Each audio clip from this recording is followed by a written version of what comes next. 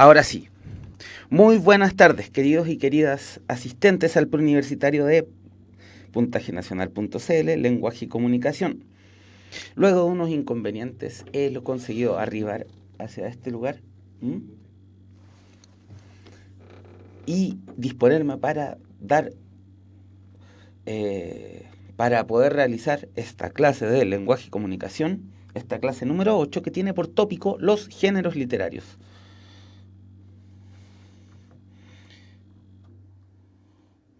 ¿Cómo están el día de hoy? ¿Desde dónde nos están viendo?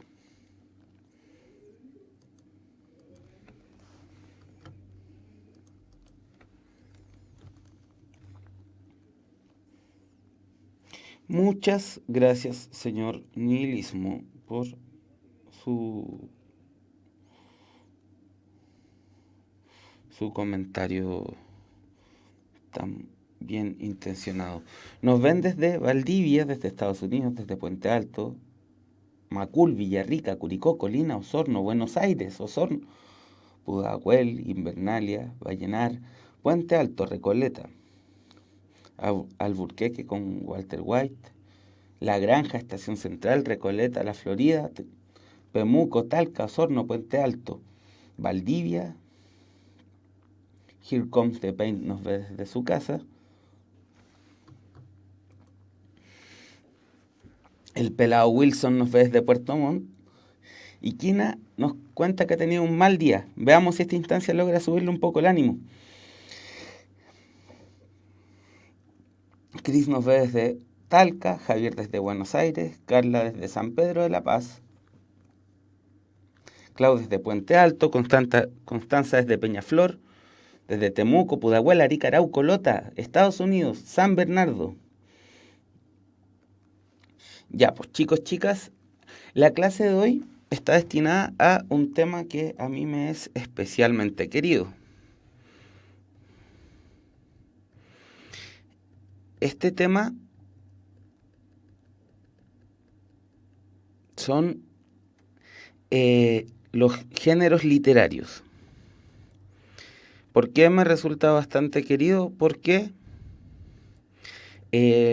bueno, la literatura es el aspecto en el que yo más profundicé en mis estudios, porque me parece una fuente de inspiración grata para mis días y pienso que también lo puede ser para el resto de las personas. En ese sentido, el tema de los géneros literarios a mí me suscita una especial motivación. Espero poder transmitírselo a ustedes.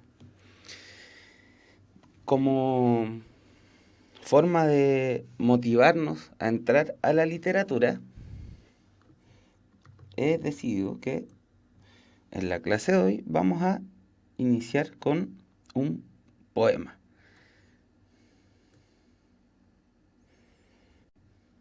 Vamos a leer un poema de un poeta que tal vez no es dentro de los más conocidos de nuestra tradición, y sin embargo es el que comienza propiamente la tradición poética chilena contemporánea.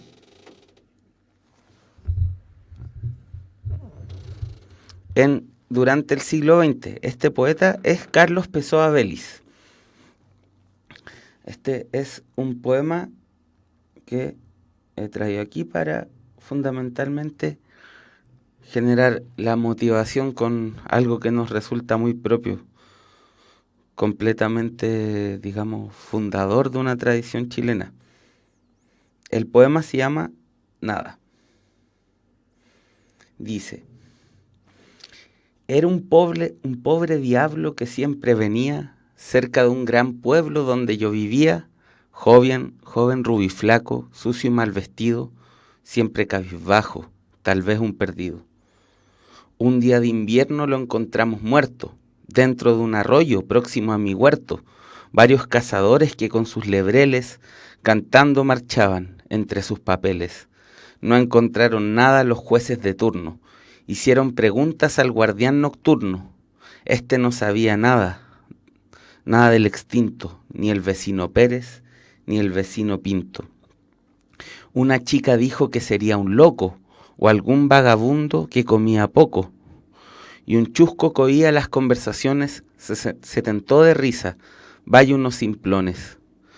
Una paleteada le echó el panteonero, luego olió un cigarro, se caló el sombrero y emprendió la vuelta tras la paleteada. Nada dijo nada, nadie dijo nada. ¿Qué les llega algo de este poema? ¿Logran conectar con el poema en algún sentido? Mucha aliteración, dice Mireya de los Ángeles. Para los que no sepan qué es una aliteración, es la repetición de un sonido consonántico. Por ejemplo, la repetición de una R, de una L o de una combinación de letras.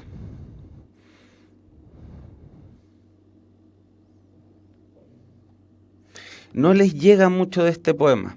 Tal vez es un poema muy antiguo, muy pretérito en relación a las tradiciones con las que nos relacionamos hoy en día.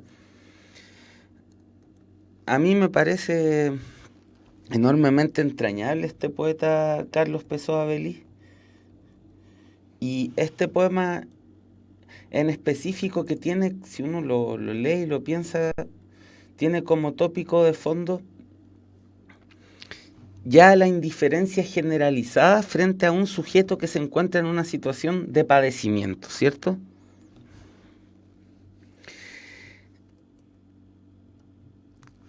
Un, un tipo que se encuentra en una situación de bastante precariedad, viviendo en la calle y un día lo encuentran muerto.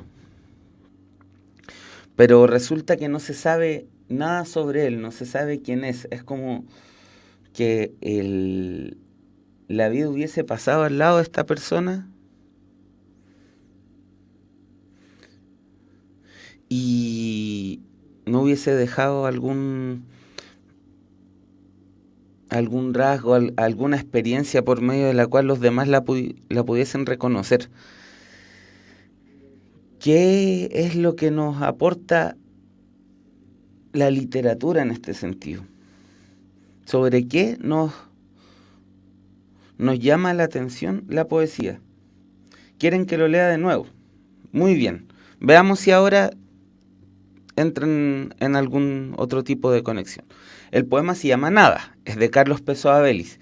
Imaginen que Carlos Pessoa Abelís está hablando de una sociedad chilena de alrededor de hace 100 años atrás. O sea, la vida moderna en Chile recién estaba comenzando. Era un pobre diablo que siempre venía cerca de un gran pueblo donde yo vivía. Joven, rubio y flaco, sucio y mal vestido, siempre cabizbajo, tal vez un perdido. Llegaba siempre. Fíjense cómo la forma, porque estos son temas que vamos a ir tocando, acá hay rima, hay forma, hay metro. Metro me refiero a medida de los versos, hay un ritmo. Cómo la forma nos va acercando al tema.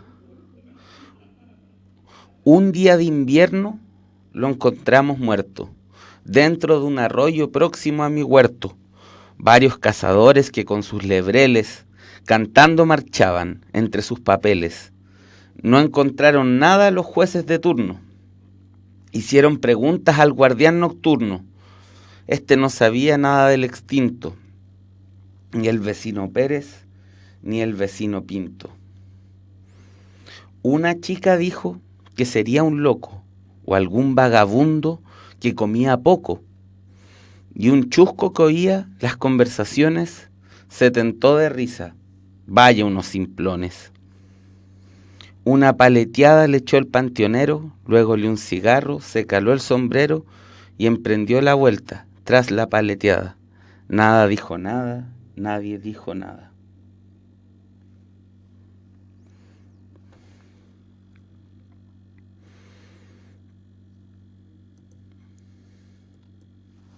Busquemos panteonero.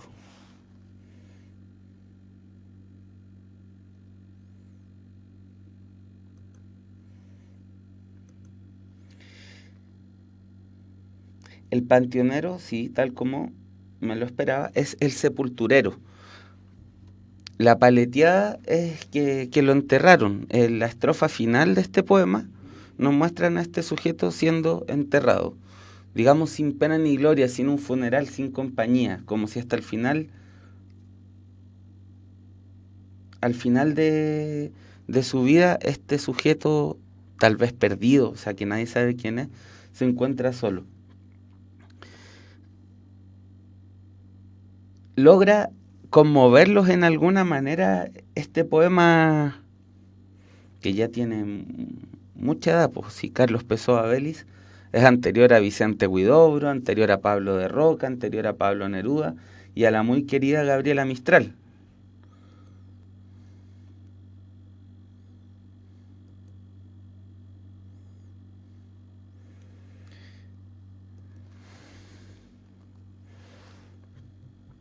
Les deja un sentimiento de lástima.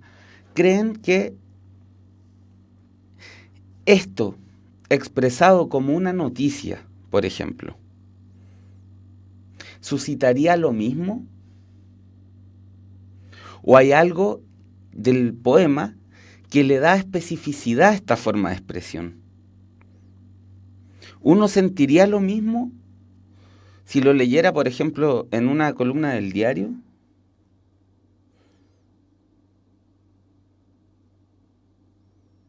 No, ¿cierto? Sería más objetivo.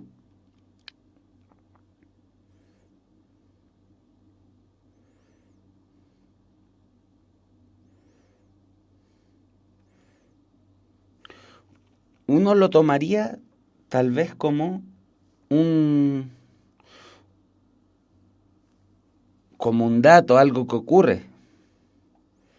El poema, por la forma que adopta, por la manera en la que nos hace inmersos en la situación, nos conduce a un acercamiento diferente hacia aquello que queremos, que se está mostrando, hacia aquello que queremos ver, o en cuanto poetas que queremos mostrar. Entonces, cabe hacernos la pregunta, ¿qué es lo que entenderemos, qué vamos a entender por literatura? ¿Qué es lo que haría que un texto un texto literario fuese diferente de otros textos? ¿Por qué, por ejemplo, para prepararnos para la PSU tenemos que estudiar textos literarios y textos que son no literarios? ¿Dónde radica la diferencia? ¿Qué se les ocurre?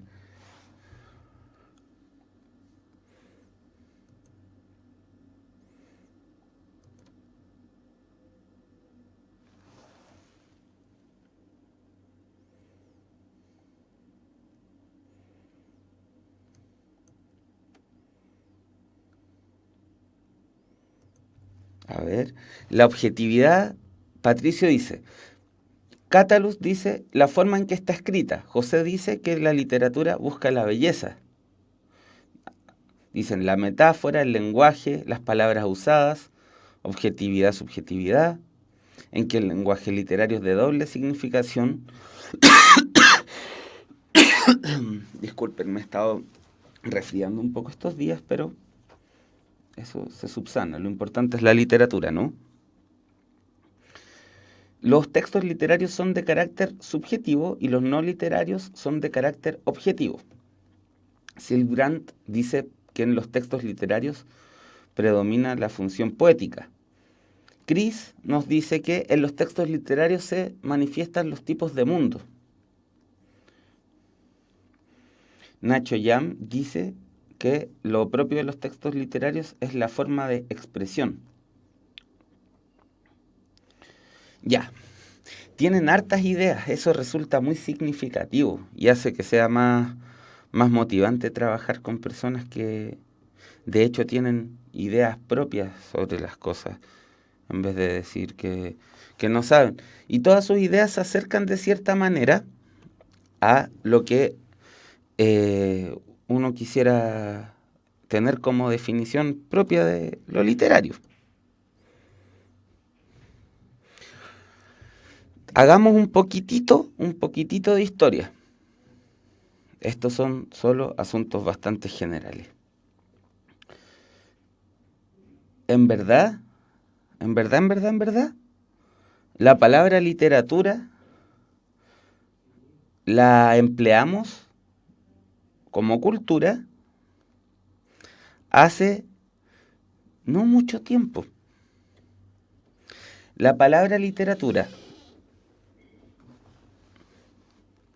empezó a significar el arte verbal, el arte del lenguaje, más o menos por ahí, por el siglo XVIII, XIX.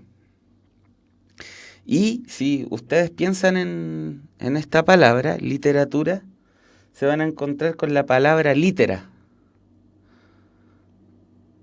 ¿A qué les remite la palabra litera? A ver si hacen el juego de decirla rápido. Tal vez les suene a otra palabra.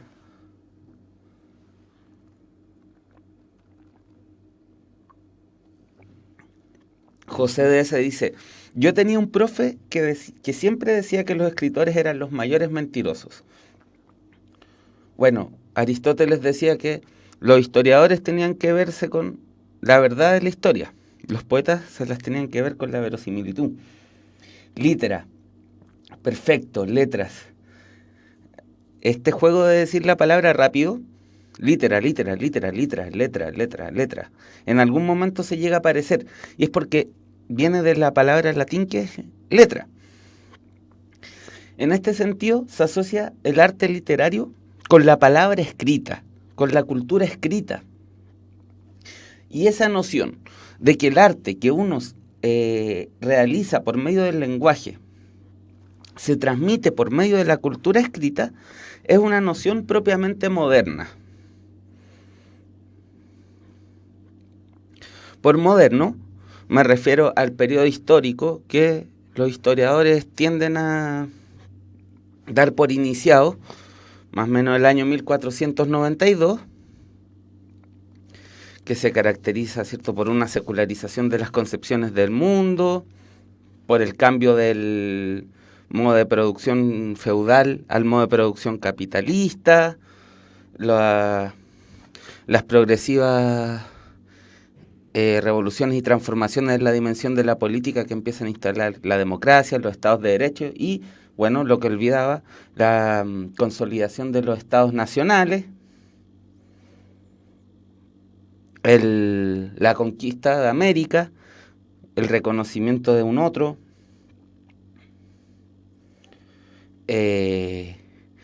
una cultura que tiende a globalizarse, a mundializarse, etcétera, etcétera, etcétera.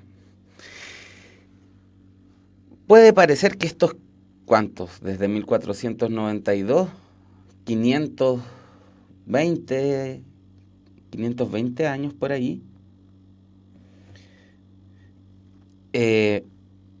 pareciera ser que resulta poco, pero en verdad frente a la historia, o sea, que resulta mucho tiempo, pero para la historia de la humanidad es más bien poco. La literatura se asocia a un periodo específico de la modernidad, un periodo bastante intenso de la modernidad, que es la Ilustración. Desde ese punto de vista, que se le llame literatura, relaciona este arte, sobre el que todavía no hemos dicho mucho, con la cultura escrita, con un fenómeno más bien privado que ocurre cuando una persona se somete a la lectura de un libro, de un texto.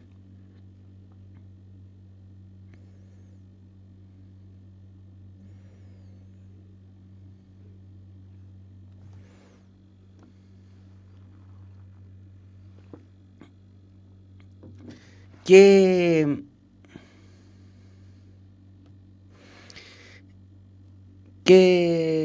consonancias tiene eso? Bueno, lo primero que uno tendría que pensar es que hay una condición material para esto, que es la aparición de la imprenta, que permite reproducir los textos. También la ilustración permite mayores niveles de alfabetización en las diferentes capas de la sociedad. Por lo tanto, más personas son capaces de leer. Y así es que llegamos a la connotación que toma hoy día la palabra literatura, que es algo así como de alta cultura. Se supone que uno lee para culturizarse, porque, oh demonios, la gente que no lee no tiene cultura. No, pues eso no es cierto. Hay una dimensión de la cultura que es escrita y que evidentemente es deseable y recomendable y tremendamente enriquecedor acercarse a la cultura desde la cultura escrita. Pero cultura es cultura oral y cultura escrita. Como dice Danke, antes la pega de la transmisión de las historias, de los saberes y de la cultura era oral. Por lo tanto, los que transmitían la tradición literaria, por ejemplo en el medioevo, tal como lo dice Danke, eran los juglares. ¿Por qué todo este rodeo? Profe, ¿qué importancia tiene la historicidad de la literatura para la prueba? Tiene toda la importancia del mundo, porque en la PSU te vas a encontrar con textos que están situados en contextos históricos de producción y de recepción, y sin los cuales es imposible agarrar el texto en su completa magnitud. Por lo tanto, para poder llegar a la idea de la historicidad de los contextos, que es un tema que si ustedes se miran a cualquier temario va a estar enfatizado, es importante reconocer el fenómeno literario como un fenómeno histórico.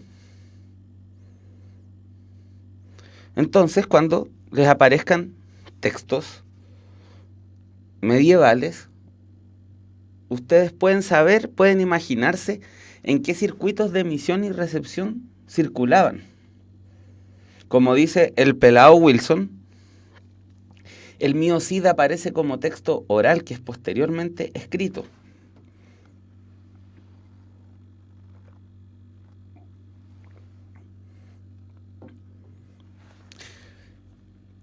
¿Qué era la literatura entonces? La literatura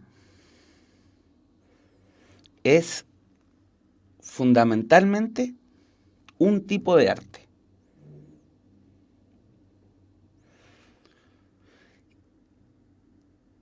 La definición que tradicionalmente se da de la literatura es ser un arte verbal.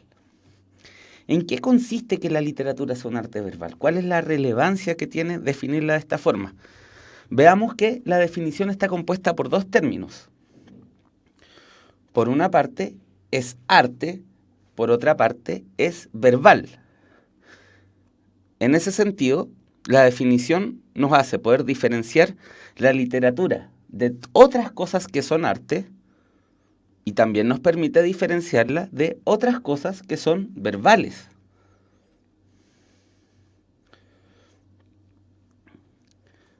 Primero, antes de que lleguemos a la tradicional discusión de qué es el arte, ¿cuáles son las artes que ustedes conocen?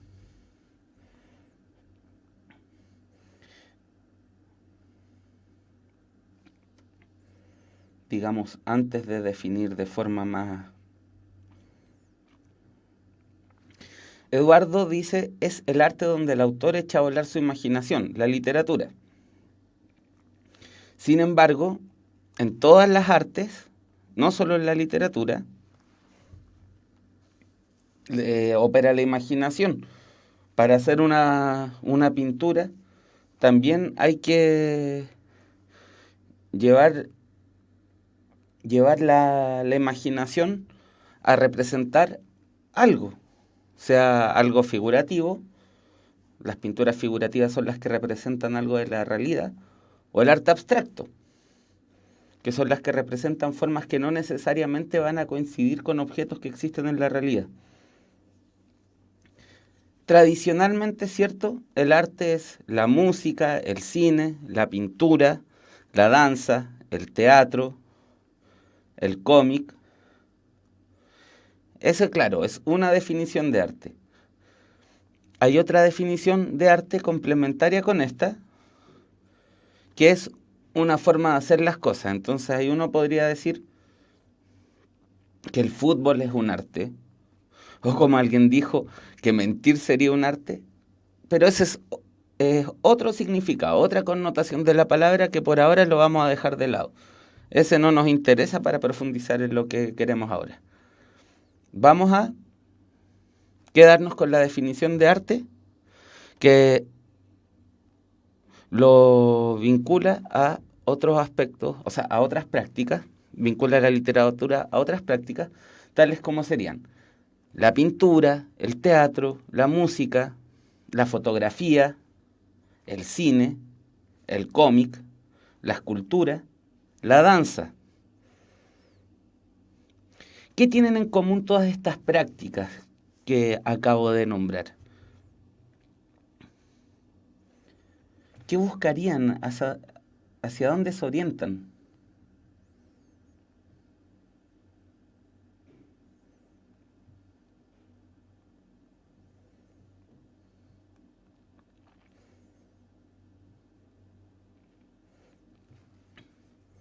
La expresión.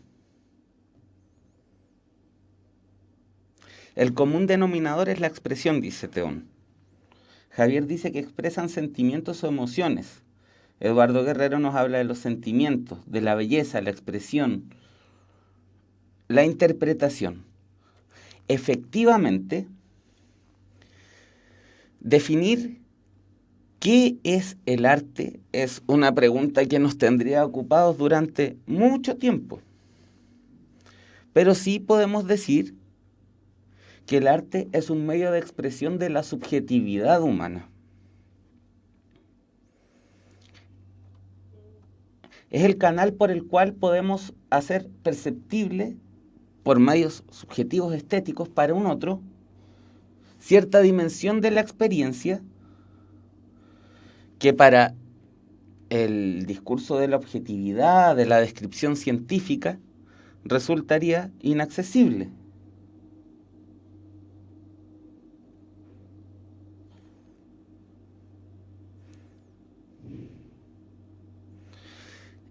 Pero esta expresión siempre supone un soporte, una materialidad.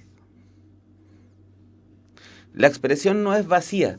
Mis sentimientos no lo, o mis creencias, o mis imágenes, o mis experiencias, cuando se las quiero transmitir a otras personas, no lo hago por medio de pura telepatía.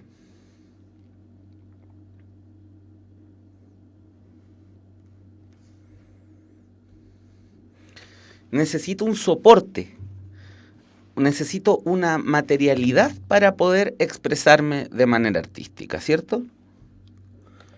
Entonces, cuando pensamos, digamos, en la pintura, ¿cuál es la materialidad? ¿Cuál es el soporte que yo empleo para poder expresar aquello que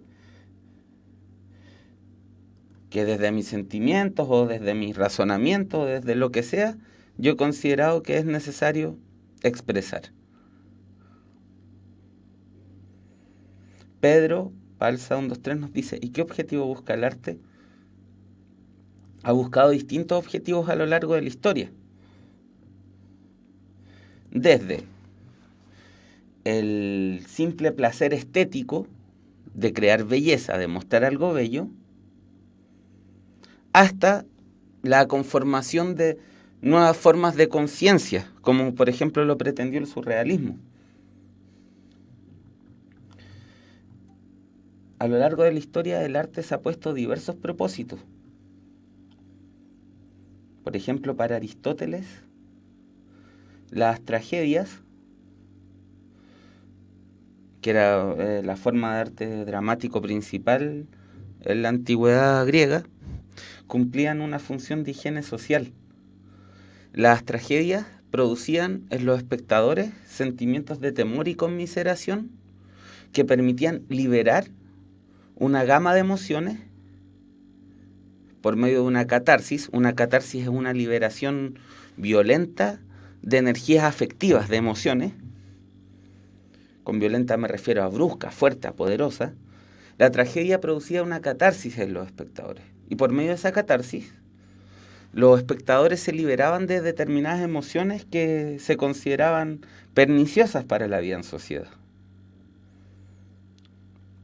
Ese es, por ejemplo, el propósito que tenía el arte para los griegos. Para una persona que hace hip hop crítico, hip hop social, el arte va a tener como objetivo denunciar ciertas realidades, promover ciertas maneras de acercarse al mundo. Para alguien que hace canciones de amor, el objetivo del arte va a ser ¿cuál? Expresar sus sentimientos, desahogarlos, darles una forma estética.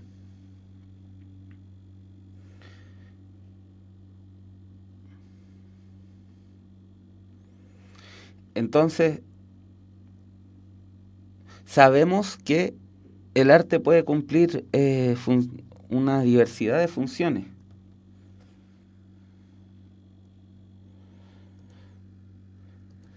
Pero ¿cómo íbamos, antes de que me perdiera en esta divagación sobre Aristóteles y las utilidades del arte? El arte requiere soportes, distintos soportes, para poder hacer una expresión. Entonces, por ejemplo, la danza tiene como soporte el movimiento de los cuerpos dentro de un espacio, y un tiempo. El cine tiene como soporte la sucesión de las imágenes y de sonidos, ¿cierto? O sea, tiene un soporte audiovisual. La fotografía tiene como soporte la captación de la imagen por medio de la luz en una superficie.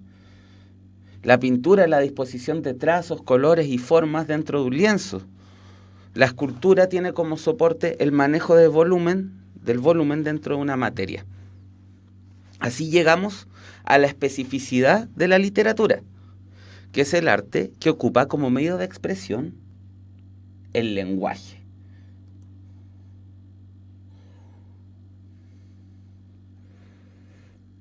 Y eso es lo que haría a la literatura propiamente literatura. Como tenemos en la pantalla desde hace rato, el origen de lo que entendemos hoy como literatura es la concepción que tenían los griegos de literatura.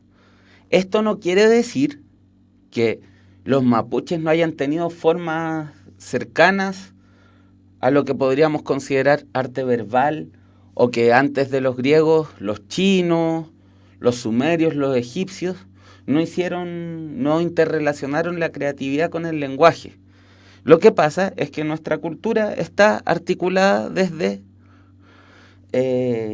los griegos como fundacionales, digamos, de los conceptos que tratamos.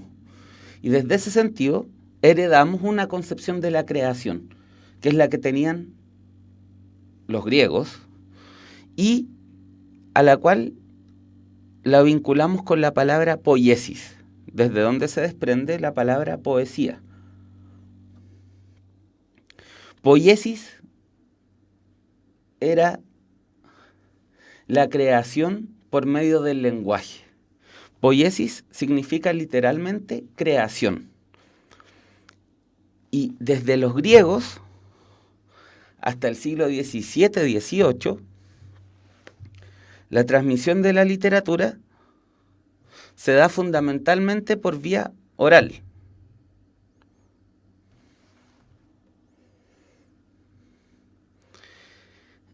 Eso es interesante, porque textos como la Ilíada, textos como la Odisea, fueron en un principio aprendidos de memoria por los rapsodas que los recitaban tocando un instrumento parecido a un arpa en ocasiones donde la gente se reunía como forma de divertimento y de educación, pero era algo que ocurría fundamentalmente en la esfera de la oralidad.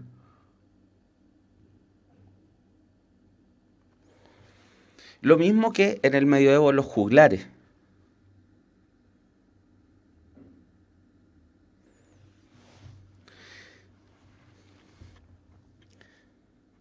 Si se fijan las consecuencias que tiene esto, es que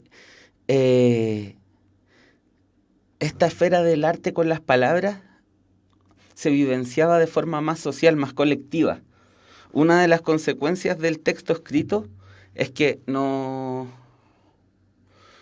lleva a una relación con el texto que es más privada, es de uno a uno.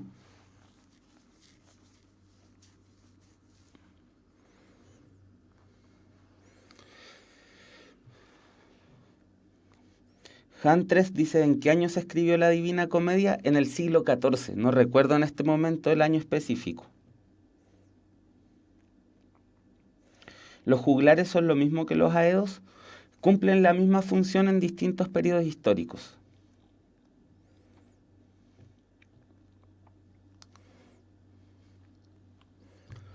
Entonces, hemos llegado a esta definición de que la literatura es el arte que tiene por soporte el uso del lenguaje. Esto es fundamental, porque cuando empezamos a conversar sobre esto, ustedes me decían, ¿qué es lo que hacía un texto literario o no literario? Ustedes decían que los textos literarios eran subjetivos y los otros eran objetivos. No necesariamente. Porque, por ejemplo, un texto argumentativo parte de una opinión subjetiva. En un texto argumentativo se puede defender una posición personal. Y eso no lo hace literario. No lo hace artístico. Lo que lo haría artístico es cierta disposición a la forma, a la expresión como fin en sí mismo. Y por lo tanto, a producir un efecto estético determinado. Este efecto estético uno habitualmente dice belleza y asocia la literatura con belleza. Pero no necesariamente el único efecto estético esperado puede ser belleza.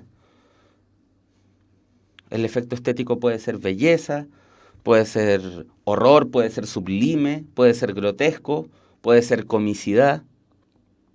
El asunto es que está destinado a producir una determinada experiencia estética en el receptor. Un texto argumentativo no tiene como propósito que tú tengas una experiencia estética, sino más bien que tú adoptes una conducta o una posición determinada ante algo.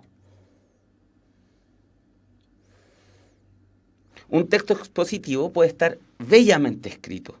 Yo puedo escribir el manual para armar repisas más hermoso de la historia de la humanidad. Sin embargo, el propósito de ese texto es dar una instrucción, transmitir una información. Los textos literarios tienen como propósito específico o son usados, tal vez no es su único propósito, también pueden hacer cosas, pueden transmitir valores, difundir ideologías, criticar la realidad, etc. Pero lo que los hace artísticos es que son susceptibles de una apreciación y de una apropiación estética.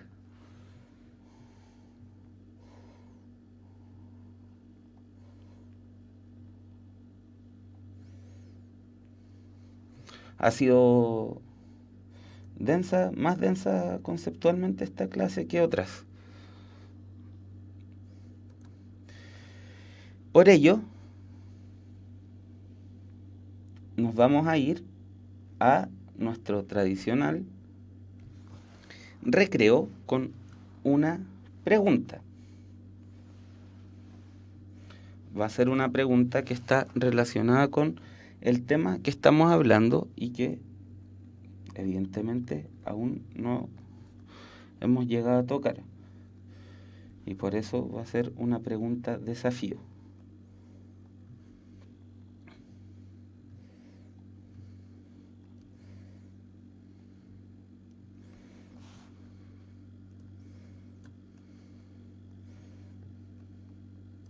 Pero antes les voy a dar un mensaje. Los espíritus que conocen el valor que tienen las palabras son los que inspiran a la Universidad Mayor. Infórmate de sus carreras en unmayor.cl.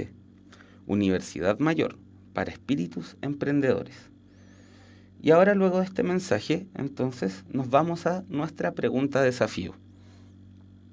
Nuestra pregunta desafío en esta oportunidad dice, es la 7. Los géneros literarios históricos se caracterizan porque... La dejamos planteada y volvemos en 10 minutos más a resolverla.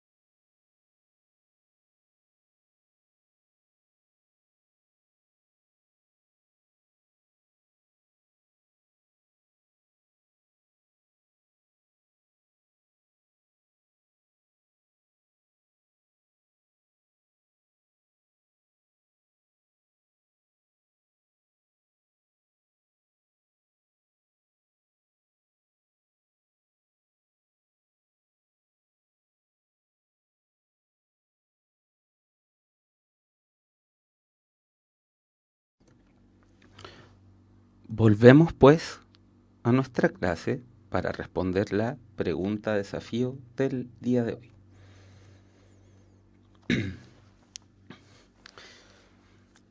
Como hemos conversado, a partir de este año, los conocimientos y conceptos de índole teórica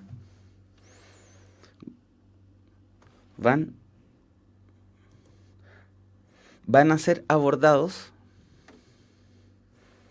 en la sección de comprensión lectora. Eso no significa que no tengan relevancia, sino que van a ser puestos siempre en relación a un texto.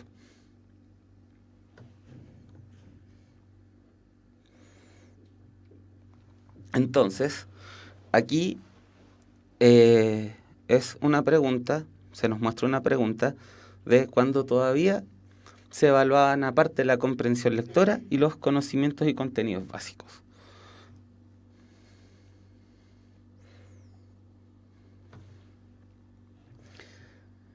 La pregunta, que tiene que ver con el tema de hoy, es: los géneros literarios históricos se caracterizan porque A. responden a un modelo estructural inmodificable en el tiempo. B. surgen a partir de determinadas circunstancias sociales y culturales propias de una época.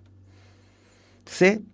el emisor y los receptores literarios comparten el mismo tiempo histórico. D. manifiestan una realidad ficcional propia del género narrativo. E. su forma y su estructura dependen de la temática que se quiera abordar.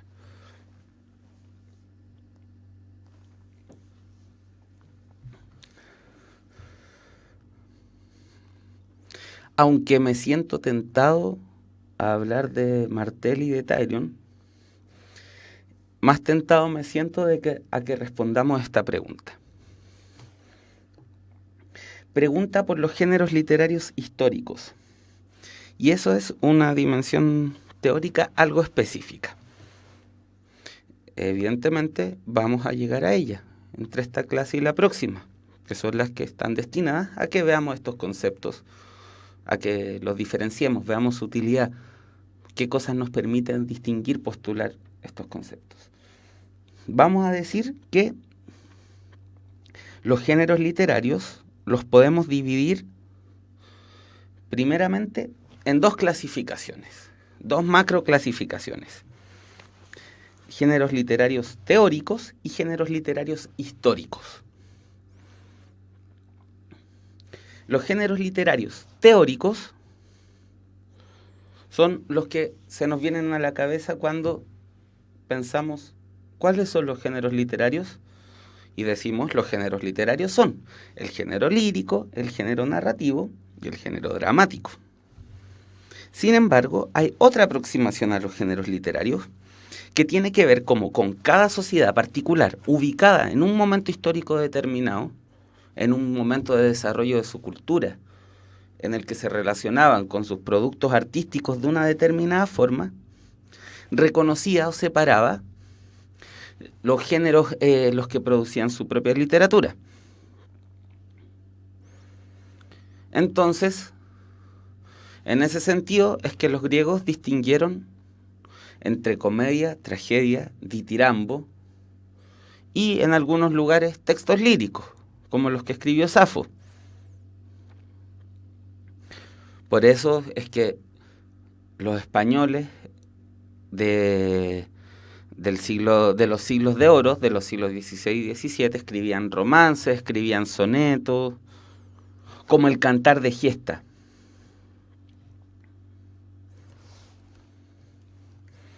Por ejemplo, sí, el Cantar de Giesta es un género histórico. Entonces, por un lado tenemos la perspectiva, que es un modelo estructural inmodificable en el tiempo, que es lo que dice la alternativa A, pero eso es para los géneros teóricos. Es la perspectiva a partir del cual podemos meter todos los textos literarios hechos por todas las culturas humanas a lo largo de toda la historia y decir que los podemos dividir con un grado de efectividad más o menos confiable en tres tipos: líricos, narrativos o dramáticos. Y esto responde a una forma estructural de acercarse, la cual vamos a ver en unos pocos minutos más. Por otro lado, está la concepción de los géneros literarios históricos. Así, entonces, los géneros históricos surgen a partir de determinadas circunstancias sociales y culturales propias de una época. Entonces, la alternativa correcta es la alternativa B. Recuerden entonces, por un lado tenemos los géneros teóricos y por otro lado tenemos los géneros históricos. Los géneros históricos son los géneros que determinadas circunstancias sociales y culturales propias de una época establecen como las maneras en las que esas personas distinguían los productos literarios. Yay, qué bueno que les produzca alegría esto.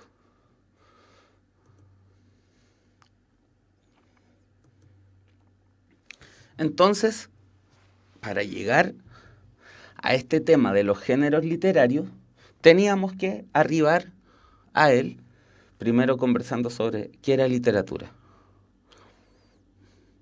En los experimentos anteriores que hicimos de estas clases online, me dedicaba una clase entera a este asunto de lo estético. Ahora he decidido bajarle un poco la intensidad, pero a condición de ponerle énfasis. Es lo que hace que lo literario sea artístico, es su dimensión estética. No es que solamente sirva para transmitir sentimientos o para producir sentimientos, porque uno no sabe si el autor realmente siente lo que dice, pero uno sabe que leyendo un poema que uno lo conmueve, uno puede estar seguro de que uno siente lo que siente. Que no nos quiten esa certeza.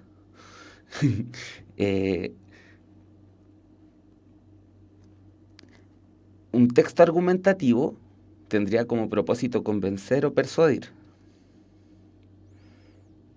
Un texto expositivo tiene como propósito la transmisión de información. Un texto que circula en el discurso público va a tener como objetivo transmitir ideas de interés general para una comunidad determinada. El texto literario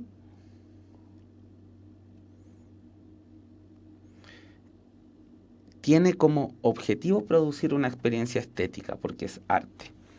Entonces,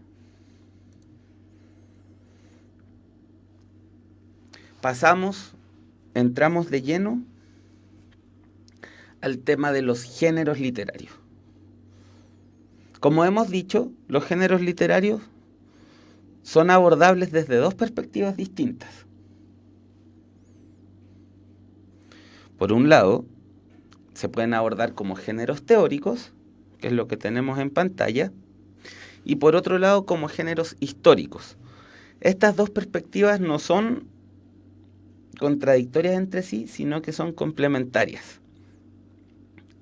Sin embargo, a la que por regla general se le da más importancia es a esta perspectiva de los géneros teóricos, en la que diferenciamos géneros literarios en un modelo tripartito, o sea que está partido en tres, tripartito partido en tres partes.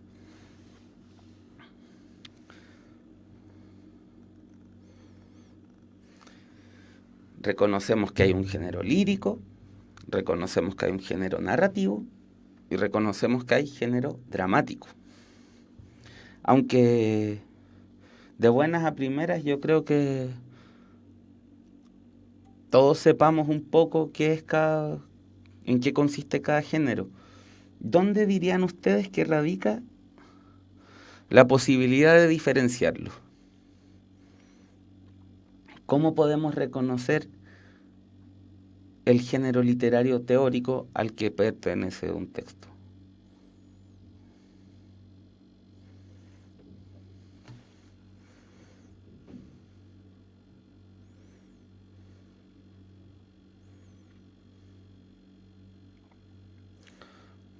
A ver, ¿qué ideas nos podemos hacer de esto?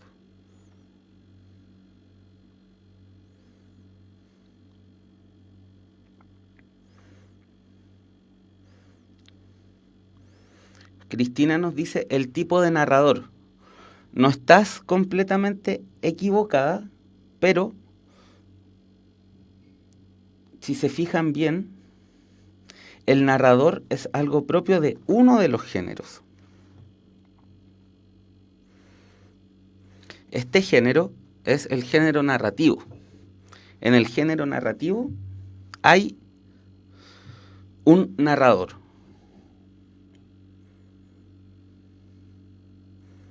Entonces, si los otros géneros no tienen narradores, no se pueden reconocer los géneros por tipo de narrador. ¿Cuál es la pregunta, Kina? ¿Cómo podemos reconocer los distintos géneros? O más bien, ¿cuál es el rasgo, o los rasgos, también puede ser plural, que nos permite distinguir diferentes géneros literarios? La voz que cuenta cada género. Perfecto, Patricio. Esa palabra me gusta. La voz. Aquí tenemos que no tomarnos la palabra voz en un sentido literal. Cuando pensamos voz, le ponemos al tiro un timbre, una modulación, un ritmo, no. Aquí por voz queremos decir algo más bien abstracto, que es lo que también se llama el sujeto de la enunciación. ¿Cómo se configura aquello que habla en un texto? ¿Qué es lo que habla en un texto y cómo se configura? Y cómo se configura en relación a lo hablado. Por eso, las asociaciones que tenemos en pantalla. Lo lírico lo relacionamos con la función emotiva y vamos a decir que en el género lírico la voz se manifiesta como hablante lírico. Lo narrativo se relaciona con la función referencial y su voz se manifiesta desde la figura del narrador.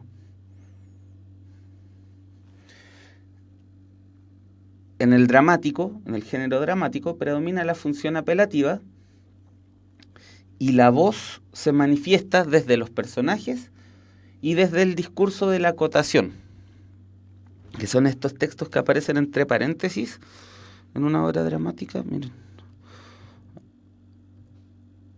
como este Mari, entre paréntesis, entrando.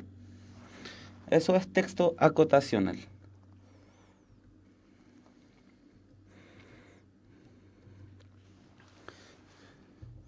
Entonces, empecemos a trazar las diferencias, ya que las hemos enunciado. El género lírico se relaciona con la función emotiva del lenguaje en la medida en que su propósito es expresar la interioridad de un hablante. Entonces, aunque en un texto lírico uno pueda desprender una historia, la relación del hablante con lo que cuenta no es propiamente la de una historia, la de una trama, sino que el contenido de su acto de habla se orienta a la expresión de una determinada subjetividad, de una experiencia en sus planos más sensibles y afectivos.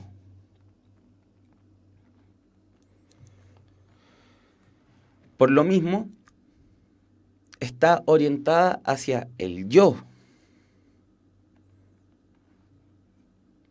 El género lírico propiamente tal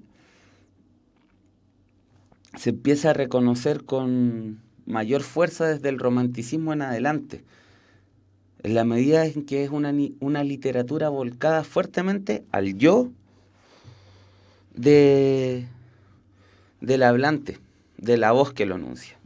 Entonces no podemos decir que quien habla en un poema es un narrador, porque su objetivo principal no es propiamente contar una historia, disponer una serie de sucesos en un orden cronológico, en las que habría una estructura de presentación del conflicto, clímax y resolución del conflicto, sino que tiene que ver con la expresión de una subjetividad. Y nos quedamos en eso, volveremos a lo lírico y diremos que lo narrativo tiene como eje puesto, lo acabamos de decir, ¿cierto?, el relato de una historia, o sea, de una sucesión de acontecimientos y acciones que le ocurren a un personaje en un tiempo y espacio narrativos determinados. El género narrativo habitualmente se relaciona con la ficción, pero no toda narración es necesariamente ficticia.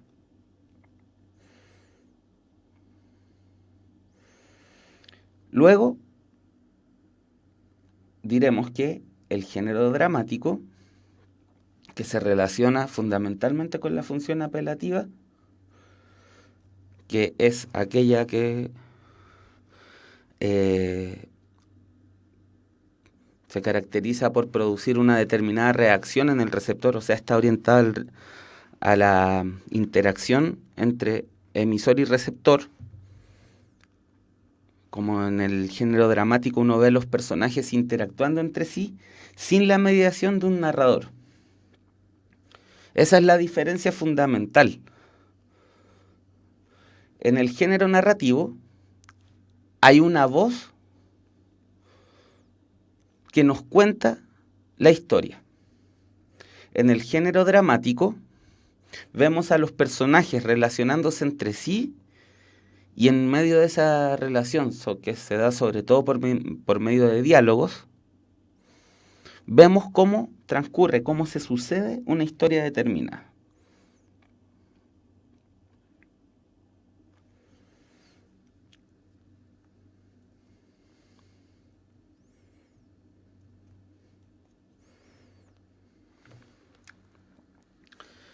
Entonces, género lírico, función emotiva, orientada al emisor.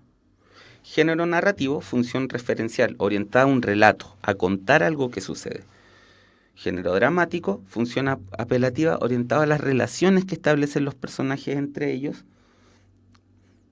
en la medida en que la sucesión de acontecimientos no está relatada por una voz que las procese con sentido, que dé comentarios sobre lo que ocurre, que nos haga descripciones. Hay solo una voz que da comentarios. Y, amigas y amigos, aquí es donde entra a ser importante el tema de lo acotacional.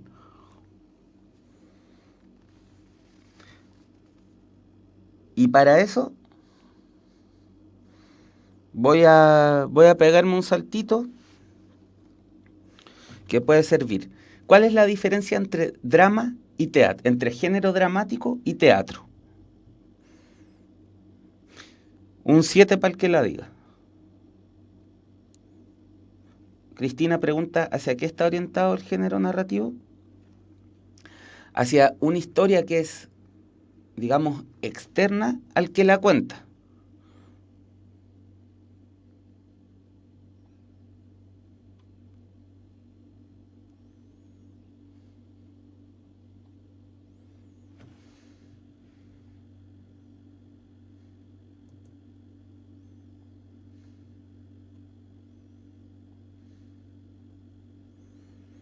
A ver, perfecto. Muy bien. Un drama y una obra de teatro tienen la siguiente diferencia.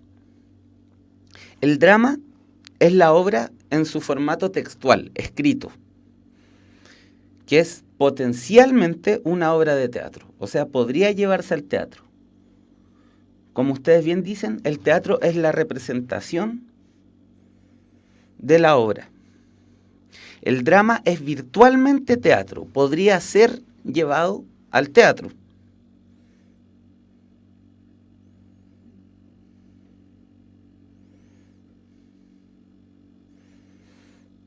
Sino que, a ver, el drama es la obra en sí cuando se actúa es teatro. Sí, por lo mismo, cuando yo quiero analizar o hacer un juicio, por ejemplo, sobre un texto dramático, me basta mirar el texto.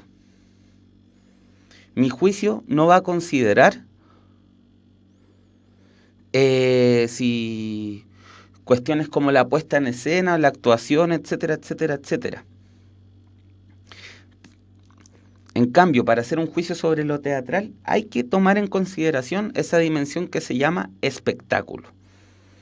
Aquí estamos hablando del drama como género literario.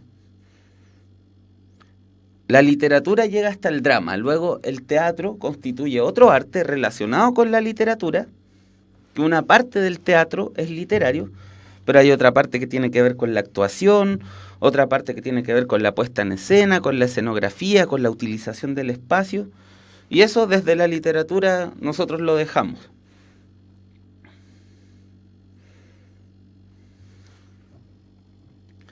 Entonces, tenemos que, teóricamente, podemos distinguir tres géneros: lírico, narrativo y dramático. A continuación, porque los Lannister siempre pagan sus deudas, vamos a extender un poco el tiempo de la clase y vamos a entrar a ver conceptos básicos del género lírico, que es a donde vamos a entrar ahora.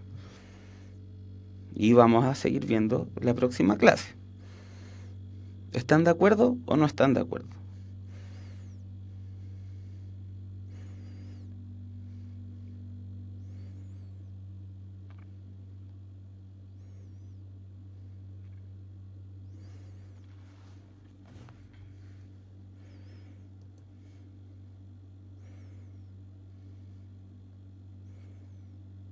Sí, qué bueno, qué bueno, qué bueno. Antes de comenzar con el género lírico, les voy a dar un mensaje de nuestros auspiciadores. Miren, está muy relacionado con lo que estábamos hablando. Esos espíritus que no se detienen hasta encontrar la mejor forma de contar una historia son los que inspiran a la Universidad Mayor. Infórmate de sus carreras en umayor.cl, Universidad Mayor para Espíritus Emprendedores.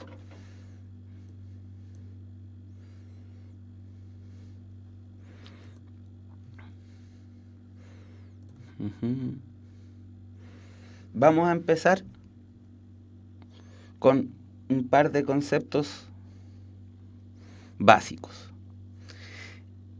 El género lírico, ya dijimos, tiene un hablante que está orientado a la expresión de su interioridad.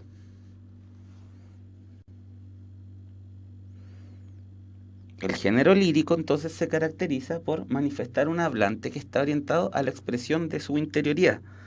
Puede haber algún componente de narración. No olvidemos que esta distinción es teórica y que una cosa es la teoría y otra cosa son los textos concretos. En los textos concretos nos vamos a encontrar con textos que pueden tener elementos de varios géneros.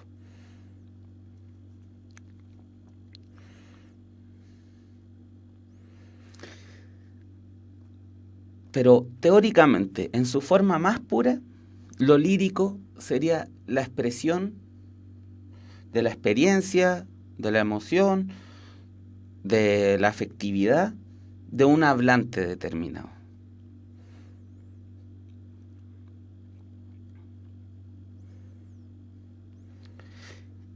La voz que habla en un texto lírico fue tradicionalmente llamada hablante lírico, aunque ahora en los estudios literarios hay gente que piensa que esa noción está un poquito añeja y le dicen sujeto de la enunciación.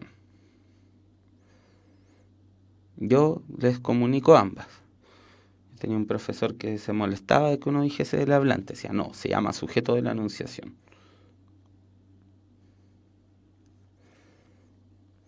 Repito, el género lírico se caracteriza porque manifiesta un hablante que está orientado hacia su interioridad, a la expresión de su interioridad.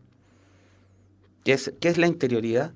Bueno, esa pregunta es filosóficamente compleja. Hay personas que dicen que la interioridad es un invento. Pero si no nos ponemos tan complicados, vamos a decir que la interioridad es aquella parte de la realidad que solo compete a la experiencia de alguien, a la experiencia íntima de alguien.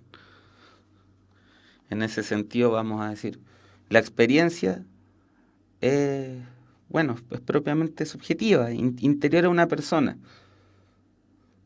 La experiencia de lo que yo estoy viviendo ahora haciendo esta clase es algo que solo puedo experimentar yo. Si ustedes estuvieran aquí en los estudios de puntaje nacional, tendrían una experiencia que solo pueden experimentar ustedes y que sería propia.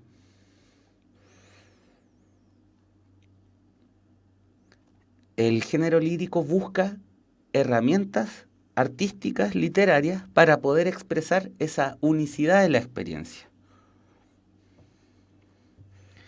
Vamos a decir también que en el género lírico nos podemos encontrar que este hablante lírico tiene 3 actitudes: carmínica o de la canción, apostrófica y apelativa. Dejémoslo ahí dando bote. Nos vamos a extender con esto. Por ahora solo lo enunciamos.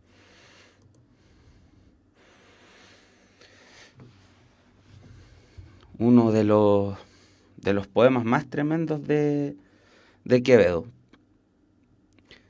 Miré los muros de la patria mía. Me voy a dar el gusto de recitarlo.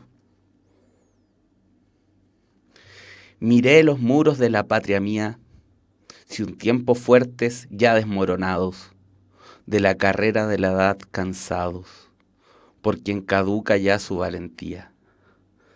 Salíme al campo, vi que el sol bebía los arroyos del hielo desatados, y del monte quejosos los ganados, que con sombras hurtó su luz al día. Entré en mi casa, vi que amancillada, de anciana habitación, era despojos, mi báculo más corvo y menos fuerte. Vencida de la edad sentí mi espada, y no hallé cosa en que poner los ojos, que no fuese recuerdo de la muerte. A mí este poema me parece impresionante. Me deja sin adjetivos para poder decir qué es lo que me parece en verdad. ¿Qué experiencia nos está transmitiendo este hablante, este sujeto de la enunciación?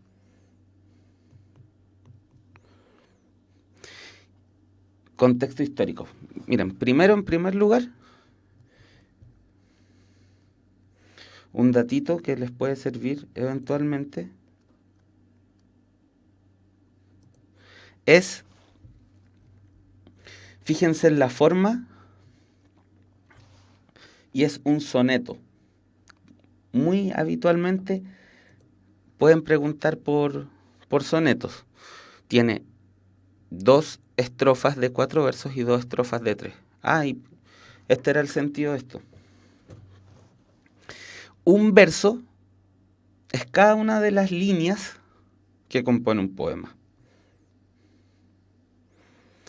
Esto no tiene solo un sentido visual, sino que también es rítmico. Luego de un verso, uno guarda una pausa versal. En ese sentido, es que la lírica se relaciona algo con la música. Fíjense, cuando estaba recitando, respeto siempre una pausa entre cada verso. Esto no se lee, miré los muros de la patria mía, si un tiempo fuertes ya desmoronados, de la carrera de la cansados, porque en Cauca ya su valentía. No, miré los muros de la patria mía, si un tiempo fuertes ya desmoronados, de la carrera de la edad cansados, por quien caduca ya su valentía. Salíme al campo, vi que el sol bebía los arroyos del hielo desatados, y del monte quejosos los ganados, que con sombras hurtó su luz al día. Teón dice, para mí es como que volvió a ver los vestigios de su antigua casa y eso le provocó melancolía, ¿o no, profe? Es una cosa así. Entonces tenemos que cada una de estas unidades, que son unidades métricas, es un verso. Y la agrupación de versos se llama estrofa.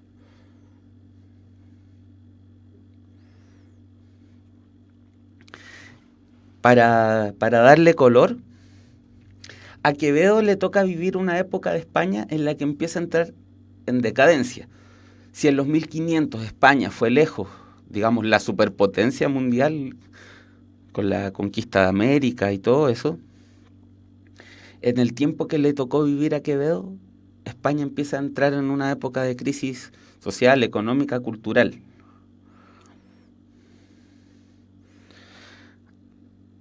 Empieza a perder hegemonía, a perder guerra. La hegemonía mundial empieza a sostenerse en Inglaterra. Contextualmente tenemos eso. Pero hay un paralelo entre esta situación de la patria que decae, la de su casa que decae y la del mismo que envejece y entra en decadencia. Entonces, esta experiencia tanto del contexto histórico-social como del espacio que se está habitando, así como la propia subjetividad, confluyen. Entonces, miré los muros de la patria mía, que también es su casa y también es el mismo. Si un tiempo fuertes, si alguna vez fueron bacanes, ya no, ya desmoronados. De la carrera de la edad cansados, el tópico del desgaste por el paso del tiempo. Un tópico propiamente barroco, que es la época en la que podemos agrupar a Quevedo en la historia de la literatura, por quien caduca ya su valentía.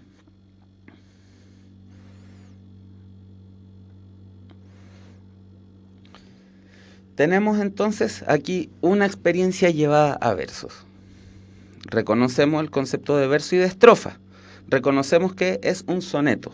Hay 2 cuartetos y 2 tercetos, o sea, 2 estrofas de 4 versos, 1, 2, 3, 4, 1, 2, 3, 4. Y 2 estrofas de 3 versos.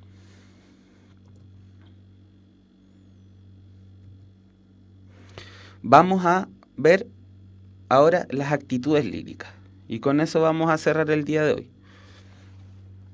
Las actitudes líricas, que las habíamos anunciado antes, son carmínica o de la canción, apostrófica y apelativa.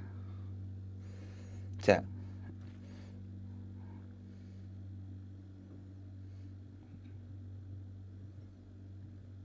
enunciativa.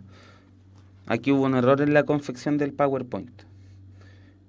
Es enunciativa, apostrófica o carmínica o de la canción. Javier pregunta, ¿todos los sonetos se componen de igual forma? Fundamentalmente sí, ese 4-4-3-3 sí. Hay otros aspectos que fueron variando históricamente, por lo que no me quise detener en distinguir un soneto ortodoxo de uno de sonetos más modernos. Sin embargo, este dibujito es completamente reconocible en cada soneto. Veamos las actitudes líricas. La actitud lírica, tal como dice Eduardo Guerrero, yo, tú, él, nos habla de la disposición en que tiene el hablante lírico hacia su objeto poético. ¿Y qué es, dónde está ubicado ese objeto poético frente a él? Oh, suena complicado esto. Uno habla de algo. ¿Cómo me paro yo frente a lo que hablo y qué relación guarda eso conmigo? La actitud carmínica toma como objeto poético lo que pasa adentro. Carmínica o de la canción. Carmínica es derivado del latín y significa de la canción. Por eso se llama carmínica o de la canción.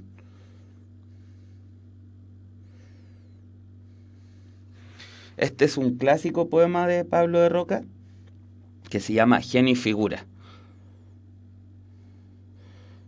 Veamos, tratemos de distinguir por qué hay una actitud carmínica.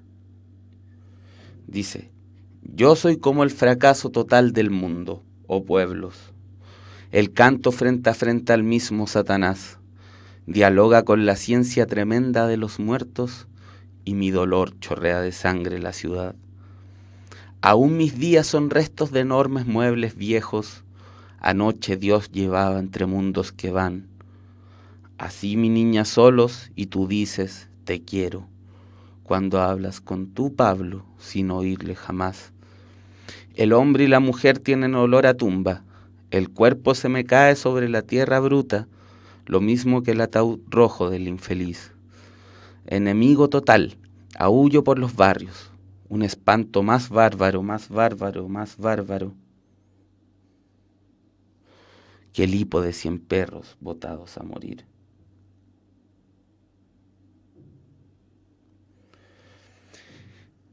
Aquí hay actitud carmínica. ¿Por qué es carmínica? Está hablando de su propio sentir, de un sentir de fracaso estrepitoso, de una melancolía y un sentimiento de pérdida de sentido. Está expresando sentimientos que son muy duros de vivir. El objeto, como dice perfecto Eduardo Guerrero, el objeto poético es él mismo, es lo que le ocurre a él. Desde ese punto de vista, reconocemos en este poema la actitud carmínica.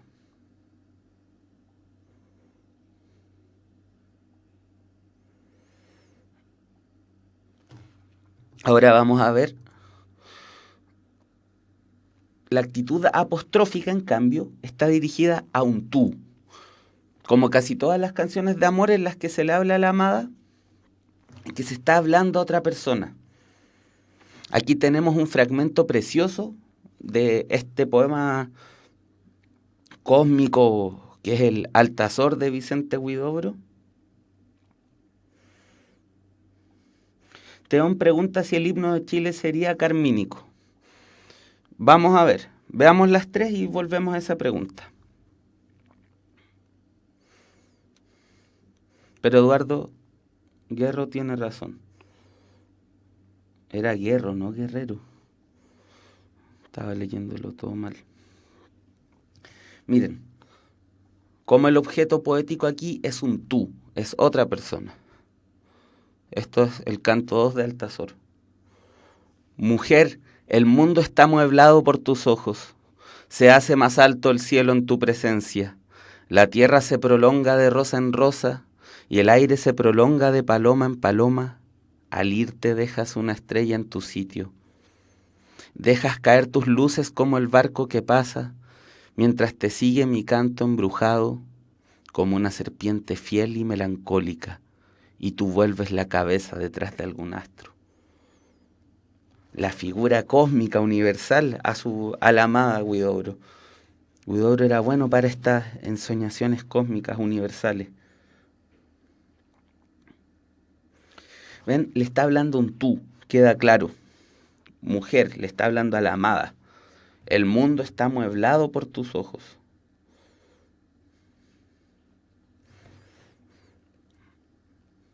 Finalmente, ya, tenemos la actitud enunciativa. La primera actitud era yo. La segunda actitud es tú. La tercera actitud es eso o él. Algo que está más allá de yo y tú.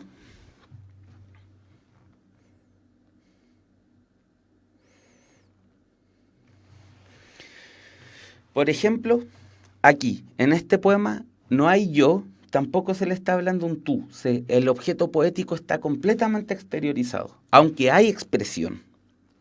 Hay algo que se está expresando. se expresa una forma de estar en la experiencia, pero esa forma de estar en la experiencia se expresa como completamente exterior.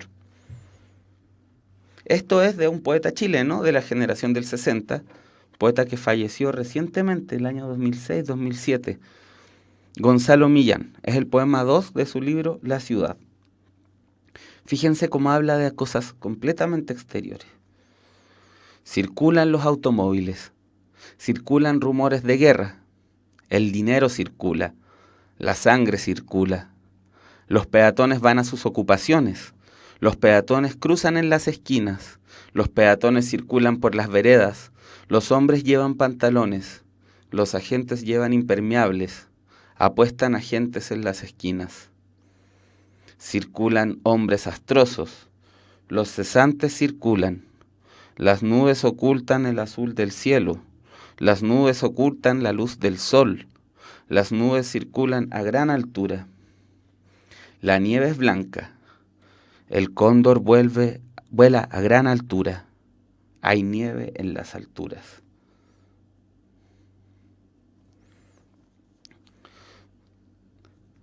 Aquí entonces tenemos la atención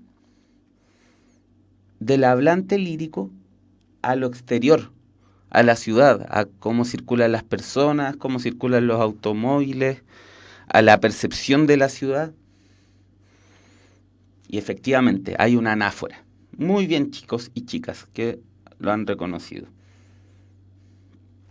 La anáfora, para quienes no estaban enterados, es la figura literaria que consiste en la repetición de una palabra al principio de un verso o de un periodo verbal.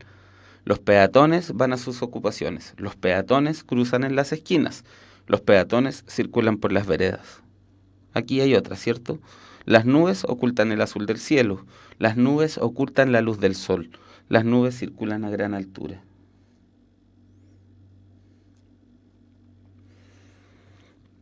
Entonces, por aquí podemos empezar a cerrar. La próxima clase vamos a entrar de lleno en las figuras literarias. Vamos a seguir con género lírico, vamos a seguir leyendo poemas bellos, pero vamos a abordar el tema de las figuras literarias. Repasamos esto de las 3 actitudes antes de irnos, eso sí. Actitud carmínica, el objeto del poema es el yo. La atención está volcada al yo. Yo soy como el fracaso total del mundo. El cuerpo se me cae sobre la tierra bruta. Mis días son restos de enormes muebles viejos. Luego, la actitud apostrófica es hacia un tú. Es, digamos, coincidente con la apelativa. Mujer, el mundo está amueblado por tus ojos. Se hace más alto el cielo en tu presencia. La tierra se prolonga de rosa en rosa y el aire se prolonga de paloma en paloma. Al irte dejas una estrella en tu sitio. Tú dejas caer tus luces como el barco que pasa. Mientras a ti te sigue mi canto embrujado. Lo apostrófico tiene que ver con tú.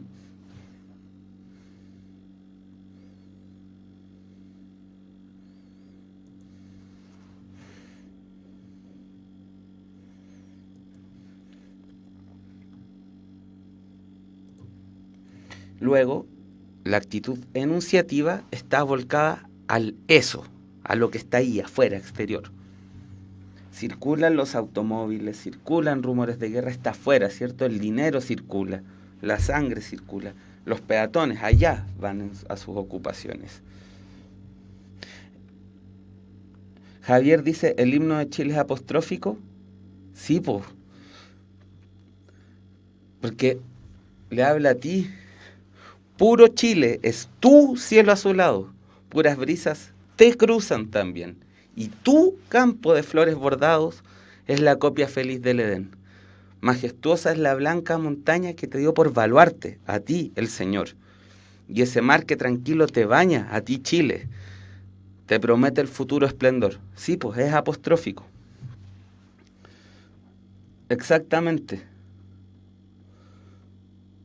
Y después dice, dulce patria, tu dulce patria recibe los votos.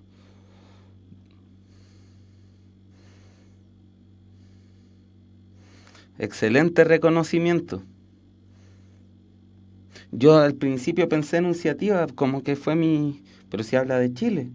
Pero luego me di cuenta que no, pues que tenías toda la razón.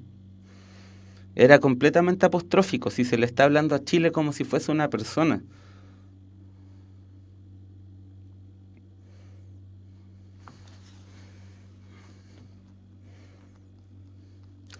Entonces nos quedamos con que la literatura es el arte verbal, con que hay 3 géneros literarios, lírico, narrativo y dramático. Son 3 distintas configuraciones de la voz que habla. Luego vamos al género lírico, decimos que en el género lírico se caracteriza por